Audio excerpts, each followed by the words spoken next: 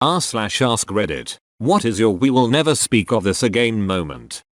My husband and I work at the same small office. We were the first ones in that morning and other employees usually don't show up for another hour or so. There's only one bathroom on our floor as it's a small business. Anyway, I had just had some habanero spicy thing the day before and I was in for some punishment on this particular morning. I'm talking doubled over, clutching your stomach. Your farts are fire punishment. I hear a knock on the bathroom door and I assume it's my husband. Hang on, I'm having the habanero squirts. I'll be out as soon as I can.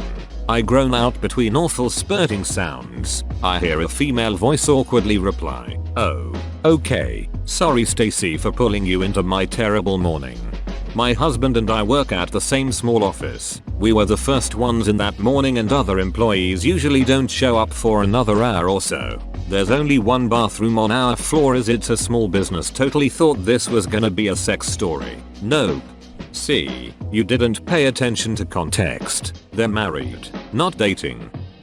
My brother had an imaginary girlfriend with an imaginary Facebook profile. She would post loving, imaginary messages on his wall. I asked about her a few times, then got a little more persistent. After a while, I got suspicious and did an image search for her photos. They were for another person in another country. Also, no one ever saw the imaginary girlfriend. If someone asked me about her after seeing their loving Facebook exchanges, I would kind of imply that we'd met to spare my brother and myself embarrassment. Eventually, he stopped talking about the imaginary girlfriend and she stopped posting imaginary things. I will never ask what happened to her. I'm pretty sure he will never mention her again. She's still on Facebook.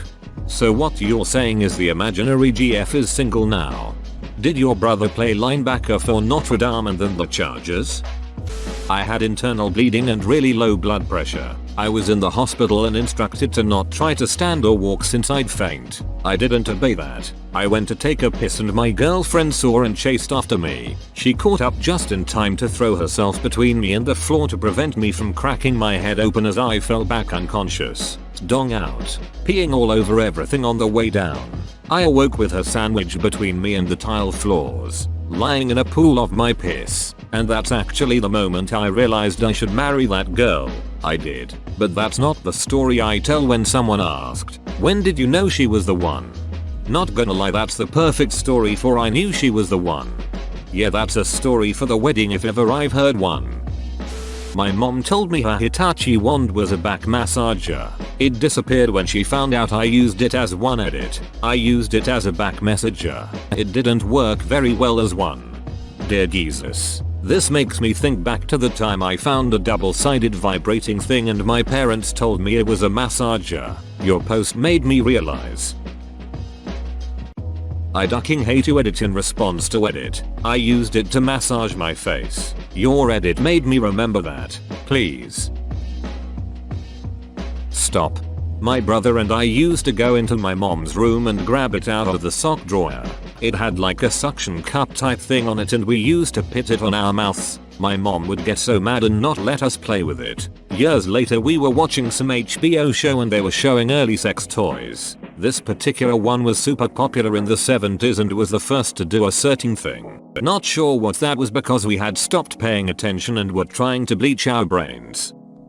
My mom walked in on me getting a blowjob in high school. She immediately did a beeline in the opposite direction and said I didn't see anything. Then the girl and I went and ate dinner with them at our dinner table and we never spoke of it again.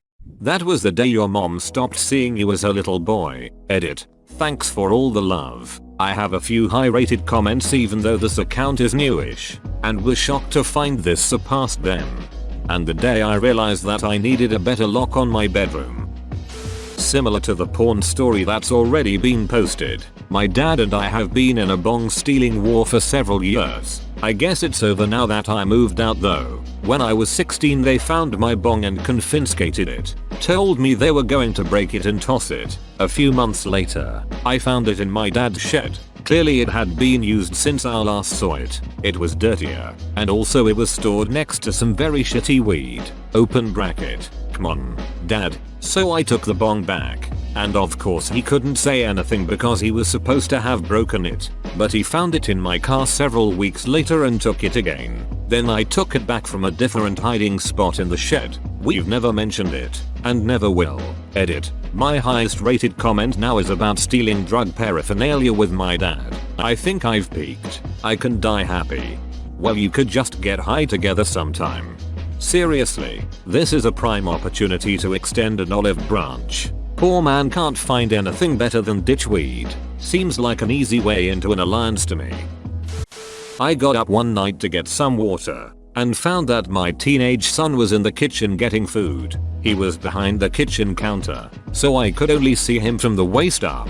When he came around the counter into the hall, two things happened simultaneously. He noticed me, and his eyes grew wide in horror, and I saw that he was butt naked except for a pair of socks. He starts trying to panic run backwards on the tile floor. Imagine Scooby-Doo trying to run but getting stuck in place in a flurry of limbs, but ended up slipping and taking a hard seat on the tile. Worst of all, he dropped his hot pocket. I made sure he was okay, then went back to bed and laughed my ass off. Years later, we were driving and reminiscing about funny memories. I said, "Do you remember that night?" And he cut me off with, "Yes." I didn't even have to specify which night. We knew, and we were silent. In my early teens I used to jerk it on the bed all the time. My bed had a loose board on the headboard that would kind of make this clacking sound to my stroking. As a naive child, I assumed nobody could hear it. Turns out everybody. My older sisters, my mom, dad, and even my aunt who stayed with us a lot, heard me jerking off all the time and knew exactly what was going on. I learned this about 4 years after moving out when we all got together and got drunk one night. And on my way up to the bedroom my drunk ass mom goes, "We don't want to hear that headboard clanking tonight or you're going to be washing those sheets." Everyone laughed. I was like, what, and then thought about it all night. Nobody acknowledged it at breakfast. Good god, that was awful. Damn, that sucks. You were totally gonna jerk it before they said that too, right? The smoking hot guy I met the prior weekend asked me out and, naturally, I said yes, because I'd just met him. I asked if I could drive, and he said no problem. On the way to get some grub, we're cruising along with the perfect tunes playing in the car, windows down, on an absolutely beautiful night. He looks over, I look over, we're both just sparkling, you know? It was one of those moments where you want to take a mental snapshot. And then, I guess we must have driven through an area of something he was allergic to, because he sneezed a couple small ones. Then with one massive blow, honked a hoo-wad of snot oil over my windshield and dashboard. But, unbelievably, that's not the worst part. No, he pretended like it didn't happen, and went about talking, and scooping it up with his hands and smearing it onto his pants. I was beyond mortified. I was throwing up in my mouth. My eyes were watering, and he didn't want me to pull over to get it cleaned up. We had to go to dinner like that, with snotty pants. Sigh. I ended up marrying him. We have never, ever spoken of it again. Not even 40 years later. Edit. Holy snot balls, Batman. This has blown up. Thanks for all the excellent karma. Wish I could show the hubs to the post, but, you know, IT's in the vault. The last sentence is great. You didn't see that coming. Haha. I had surgery over the weekend and have been extremely constipated. Yesterday I was squatting over a toilet, crying with a jar of Vaseline sitting next to me. My friend, who had come to visit, opened the bathroom door and made eye contact with me as I was attempting to birth 5 days of fecal matter. She then slowly backed out and shut the door. Everyone's suggesting laxatives and stuff, but I think you should just try locking the bathroom door. How is locking the bathroom door not common? This is beyond weird to me. When my best friend died, we figured he would have liked a sky burial kind of, so at the height of the funeral party we released his ashes into heavens with a giant balloon. After a few meters of flight the string has snapped, and his remains covered the mourning crowd. Everyone made their best efforts to get very drunk as soon as possible. We will never speak of this ever. I mean, somebody should, in therapy, maybe?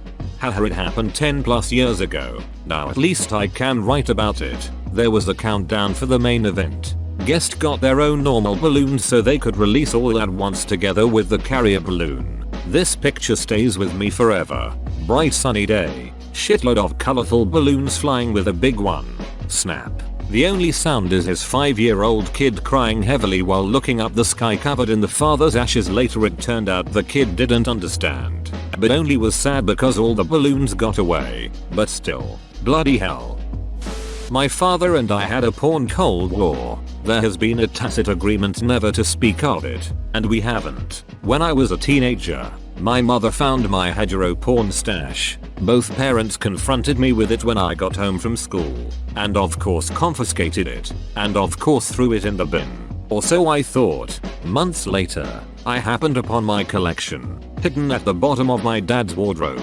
Hidden from my mother, clearly. So I took it back and hid it in my bedroom. What's he going to do? Tell my mother I'd taken the porn he'd hidden from her that he was supposed to have thrown out, and he found it again, and took it back, and hid it, and I found it again, and took it back, and hid it. This went on for years, and it's never been mentioned, and it never will be. Hold up, hetero porn stash. So, you're one of the sources of the ubiquitous forest porn? It's like the pre-internet version of being a seeder instead of just a downloader. There was a common porn and tobacco stash in a cemetery near my childhood house. Most of it was stolen from the neighborhood convenience store or kids' parents. Contents always changed. Sometimes folks would dump a whole fresh stash. Other times it'd get raided clean and we'd have to restock. Wonder if it's still there. One time I was taking a poop and feeling very faint. I started getting cold sweats, feeling dizzy and lightheaded. In a panic I shouted for my wife to come help me. As she entered the room I proceeded to faint, fall off the toilet and roll my body to side to prevent injury. Mid-fall a solid turd torpedoed out of my butt across the floor leaving a trail of poop smear. When I came to, my wife was standing there in shock. I got up, grabbed some toilet paper and picked up my shame, and we never spoke of it again. Whoa. Must have been a solid log to make you pass out. You ever had a shit that's so good you faint? When I was 17 a huge photo radar ticket came in for my truck. Something like 40 kilometers over the speed limit. My mom was furious at me. How dare you drive like a maniac, I raised you better and all that. But it turns out I wasn't the driver that day. Dad had borrowed it to pick something up. I asked him how much it was worth to him for me to take the fall, knowing she'd turn on him with the fury of an angry mama bear. And that's I got myself a new HD TV that year. I have a really similar story to this. Haha. My dad took my car to work one day because his car was in the shop getting fixed. About a month later a red light camera ticket comes in the mail and my dad opens it and sees it's my car and starts blaming me for it. I look at the picture on the ticket and realize it was on a road near where my dad works, so I'm like, this isn't even me driving, that's you going to work. And my dad was just like, oh, well shit. Not me, but my father's story. During World War II, my father was a photographer for the 9th Army Air Corps. Most of the time it was ground-based, but occasionally he flew. During the lead up to D-Day, he flew multiple missions in a bomber converted to a stereoscopic camera, 3D imagery, platform. The bomb bay had been gutted and the camera installed there. They would overfly France and take pictures until they either ran out of film or the Luftwaffe showed up. To minimize detection they flew alone with the escort fighters circling out over the channel. In event of an attack, they'd drop until they were skimming the waves and run for England, passing under the fighters who'd engage the Germans while they fled. This, of course, didn't have its risks, and on more than one occasion they'd be caught too deep into France or the German fighters would get the drop on them and they'd have to man the guns. Crew size meant even the photographers had to man a gun. So with all that, here's a let's never speak of this again moment. They were still at a high altitude. One of the guns jammed and the gunner took off his glove and ended up freezing his hand to the metal of the gun. He's yelling for help and my dad goes over and says, "There's two ways to get your hand off. Either we yank it off and take the skin off your palm, or we use warm liquid." I know of only one source of that. "Never tell anybody about this," was said. Dad didn't keep his word, and thus was born the often told story of how my father pissed on a crewmate's hand and the guy thanked him for it. Edit. Thanks for the silver. Edit 2. It was urine. Some of y'all mother duckers need Jesus. Reminds me of a joke I saw on r/jokes. Guy goes into a bar and says, hey, I bet you $50 that I can bite my eye. Bartender accepts, and he takes out his glass eye and bites it. He then says to the disappointed bartender, double or nothing that I can bite my other eye. Bartender is like, no way. Alright, I'll take it. So then the guy takes out his dentures and bites his other eye. Then he says, triple or nothing. You can slide a shot glass down the bar and I can piss in it without getting any on the bar. Bartender accepts and slides a shot glass down the bar. The guy runs after it, but it doesn't get into the shot glass. It goes all over the bar. The bartender is overjoyed and jumping up and down. Then, as the guy is paying the bartender his $150, a guy in the bar yells, duck as loud as he can. The bartender asks if the guy knows what his problem is, and he says, well, I bet him $10. 000 yesterday that I could piss on the bar and you would be happy about it. Edits. I understand that it's from Desperado, but I haven't seen that. I just heard it on r/jokes. Also, you all are right. I didn't know that's how triple or nothing works.